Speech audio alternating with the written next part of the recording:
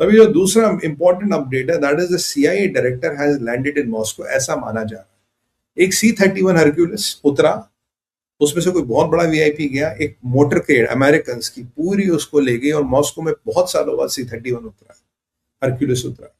तो ये माना जाता है सीआईए के director John Radcliffe, he has landed in Moscow, ऐसे काफी लोगों का मानना है, काफी मीडिया आउटलेट से भी खबर आ रही है। और ये जाके वहां केजीबी के हेड और पुतिन से मिलेंगे। अब ये फॉर्मली मिलेंगे इनफॉर्मली मिलेंगे ये नहीं पता, पर C-31 उतरा, जब ये बड़े लोग उतरते, इनकी गाड़ियां लाओ, लश्कर सारा इनके साथ उतरता।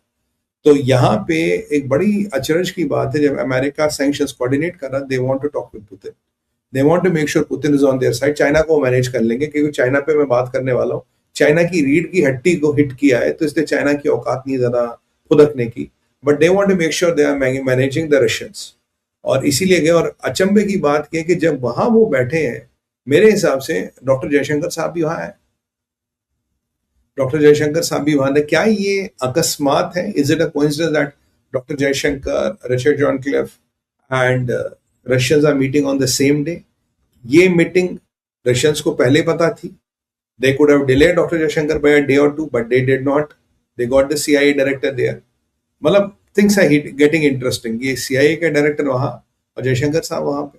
और आज पुतिन ने जम के मोदी जी की तारीफ भी की, उस पर बात करेंगे, और काफी सारी डेवलपमेंट्स हैं तो उस पर बात करेंगे। तो ये मुझे थोड़ा विचित्र सा समीकरण लग रहा है कि how is it happening like such a timed coincidence.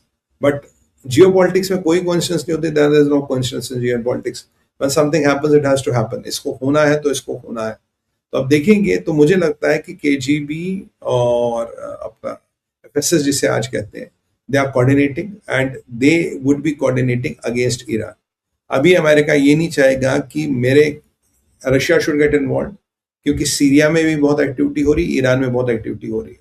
तो आपको क्या करना पड़ेगा? आपको जो आपका कॉमेडियन है इनकी जेलेंस्की, उसका कुछ ट्रेड ऑफ आप दोगे तो पुतिन मान जाएंगे। Putin wants a trade off, Putin wants a face, and Putin is getting active to get on the global politics. हो सकता कुछ सैंक्शंस पे भी रशिया पे ईज होगी।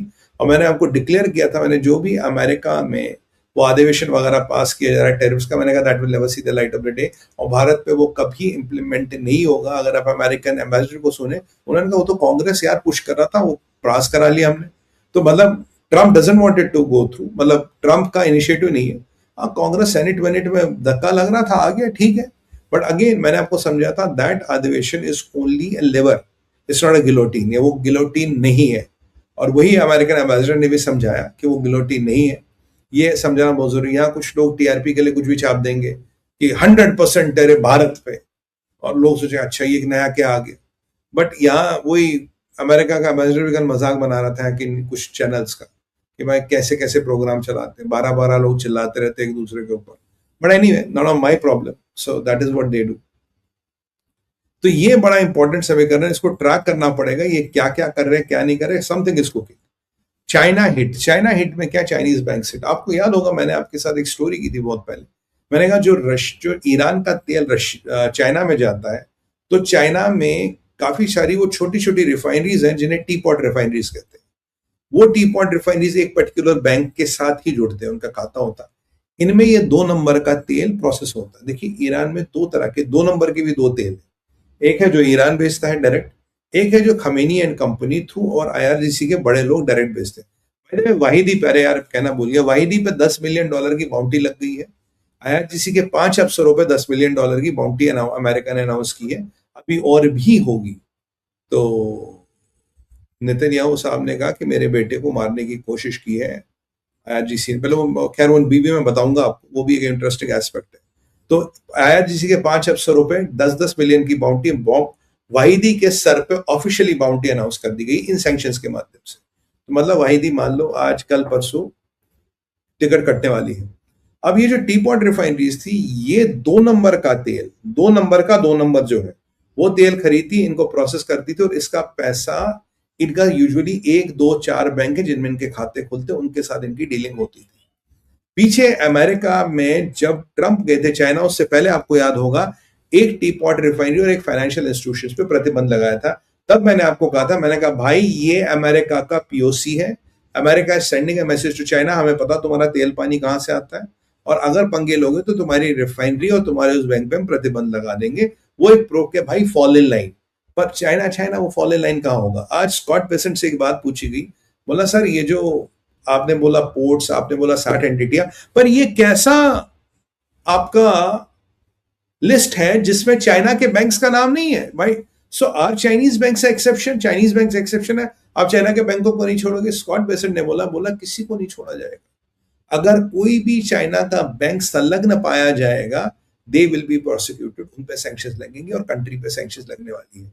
पहली बार अमेरिका में ने ट्रंप के अंदर ये हिम्मत दिखाई है जब वो डायरेक्ट चाइना और चाइना के बैंक्स को सैंक्शन करने की कोशिश करे। इसमें चाइना का बड़ा सा बड़ा बैंक हो, यानी कि चाइना आपका चाइना कंस्ट्रक्शन बैंक हो, चाइना पोस्टल बैंक हो, द बैंक ऑफ चाइना, उन सब का नाम है। और ये कहीं ना कहीं ईरान के लिए मनी लॉन्ड्रिंग करते थे और ईरान का जो तेल है वो लेके उसको वाइट करते थे।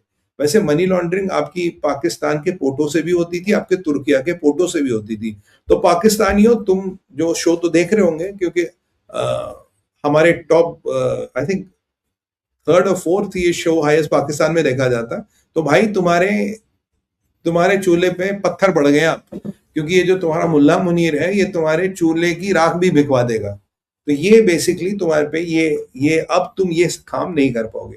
तो चाइना के बैंक का रेट, तो चाइना के लिए डबल मार है। एक, आप ऑयल ईरान से नहीं ले पाओगे तो आपको ऑयल मेरे से लेना पड़ेगा डॉलर में, वो मैंने आपको समझाया।